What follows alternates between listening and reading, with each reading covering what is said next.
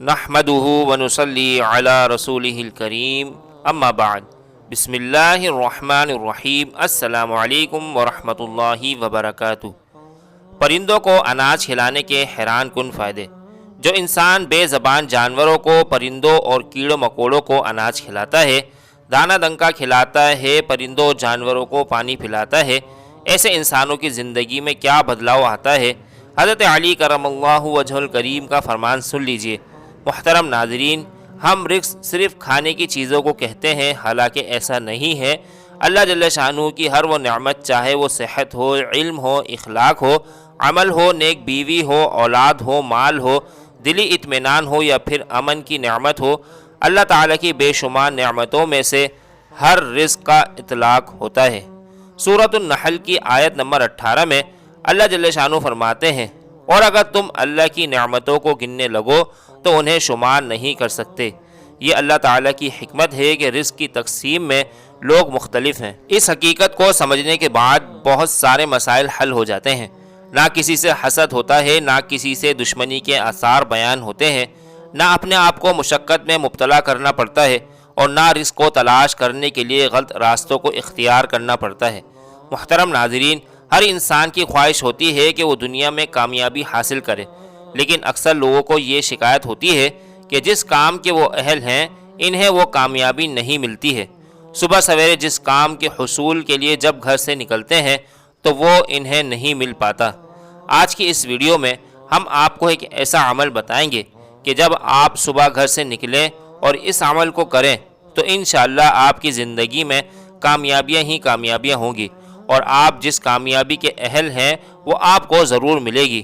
اس حوالے سے حضرت علی کرم اللہ وجہ الکریم نے زندگی میں کامیابی کے لیے کون سا عمل بتایا ہے، آج کی ویڈیو میں کامیاب زندگی گزارنے وہ عمل جو حضرت علی کرم اللہ وجہ نے بتایا، وہ عمل آج کی اس ویڈیو کا حصہ ہوگا۔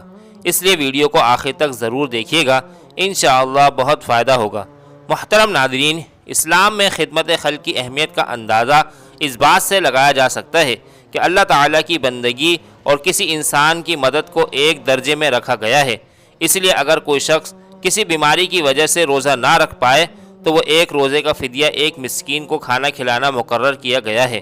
آپ صلی اللہ علیہ وسلم نے ارشاد فرمایا کہ اسلام کا بہترین عمل کھانا کھلانا اور سلام کو رواج دینا ہے۔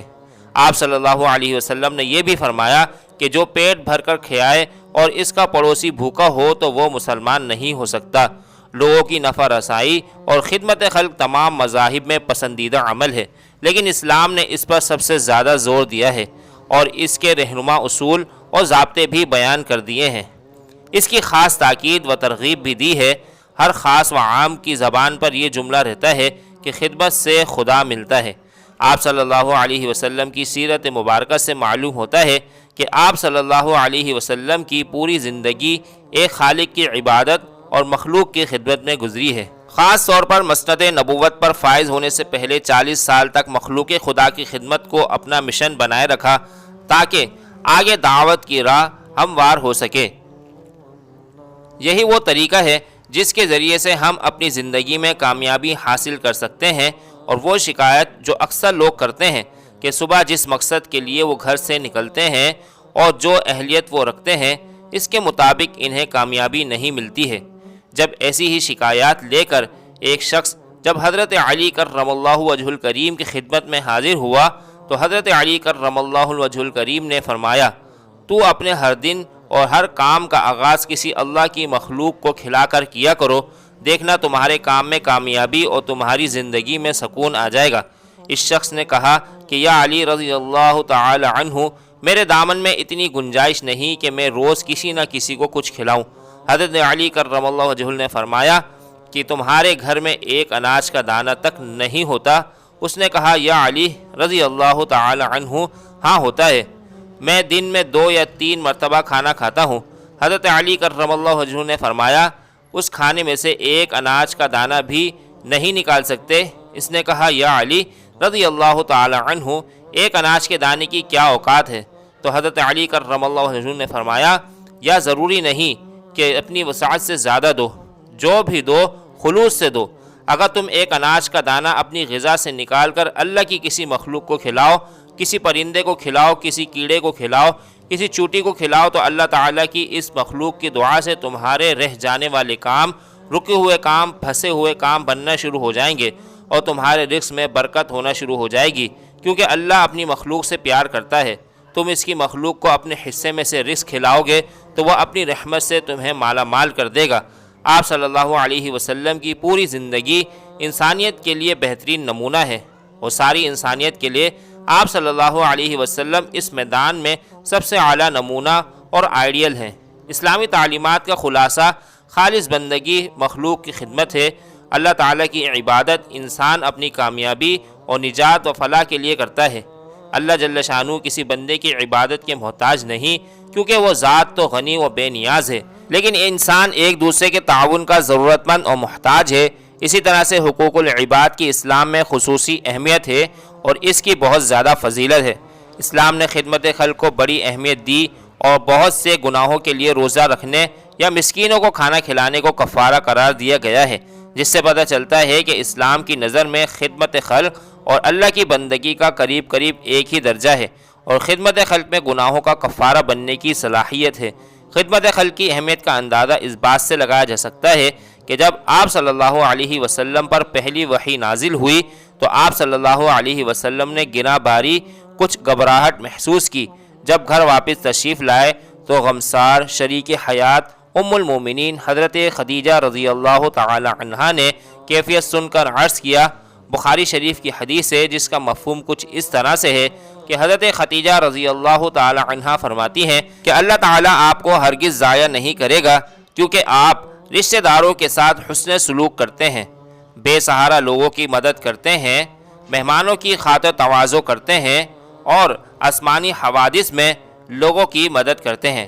محترم ناظرین، ان پانچوں اوصاف جن کا خصوصیت سے حضرت خدیجہ رضی اللہ تعالی عنہا نے تذکرہ کیا، ان سب کا تعلق خدمت خلق کی مختلف فہموں سے ہے۔ اس میں حسن سلوک ہے اور بدنی و مالی تعاون بھی ہے۔ اگر اس جہت سے سیرت نبی صلی اللہ علیہ وسلم کا مطالعہ کیا جائے تو پوری حیات نبی صلی اللہ علیہ وسلم اس کا نمونہ نظر آتی ہے۔ اللہ کے نبی نہ صرف انسانوں کے لیے بلکہ جانوروں کے لیے بھی رحمت بن کر آئے تھے۔ انسان کی کامیابی کا ذریعہ یہ ہے کہ وہ نہ صرف اپنے آس پاس رہنے والے لوگوں کا، اپنے آس پاس رہنے والے انسانوں کا خیال رکھے، بلکہ اللہ جل شانہ کی جتنی بھی مخلوق ہے ان کا بھی خیال رکھے، تو اللہ تعالیٰ روزی میں برکت ڈال دیتا ہے۔ محترم ناظرین، اللہ جل شانہ سورۃ التوبہ میں فرماتے ہیں، ان لوگوں کے مال و دولت اور اولاد کی نافرمانی تجھے حیران نہ کرے، خدا تو یہی چاہتا ہے کہ انہیں اس ذریعے سے دنیاوی زندگی میں عذاب دے اور وہ کفر کی حالت میں مریں۔ اسی طرح سورہ مومنین میں اللہ جل شانہ نے فرمایا کہ ہم نے انہیں جو مال اور اولاد عطا کی ہے اس لیے کہ ان پر اچھائیوں کے دروازے کھول دیے، ایسا نہیں وہ اس بات کو نہیں سمجھتے۔ اللہ جل شانہ کی نعمتوں کے حصول کے لیے اللہ تعالیٰ کی مخلوق کی خدمت کیجیے، چاہے وہ ایک پرندے کو دانہ ڈالنا ہی کیوں نہ ہو۔ اللہ جل شانہ آپ کی روزی میں برکت ڈال دیں گے۔ اور جس بات سے اکثر لوگ پریشان ہوتے ہیں کہ جس وقت وہ صبح گھر سے نکلتے ہیں تو جو سوچ کر نکلتے ہیں، جو چاہتے ہیں، جس کو حاصل کرنے کی اہلیت رکھتے ہیں، جس کو حاصل کرنا چاہتے ہیں، لیکن وہ ان کو نہیں مل پاتا، رزق میں برکت نہیں ہوتی، تو صبح گھر سے نکلتے وقت اس بات کا خاص خیال رکھیں کہ اگر آپ وسعت رکھتے ہیں، آپ طاقت رکھتے ہیں کہ اللہ جل شانہ نے آپ کو دیا ہے، تو آپ اللہ کی مخلوق کی خدمت کیجیے۔ اگر کچھ نہ کچھ ہو سکے تو اپنے رزق سے، اپنے اناج میں سے کچھ دانے پرندوں کو ڈال دیجیے، کیڑے مکوڑوں کو ڈال دیجیے، جانوروں کو ڈال دیجیے۔ اس کی وجہ سے اللہ جل شانہ آپ کے رزق میں برکت ڈال دے گا۔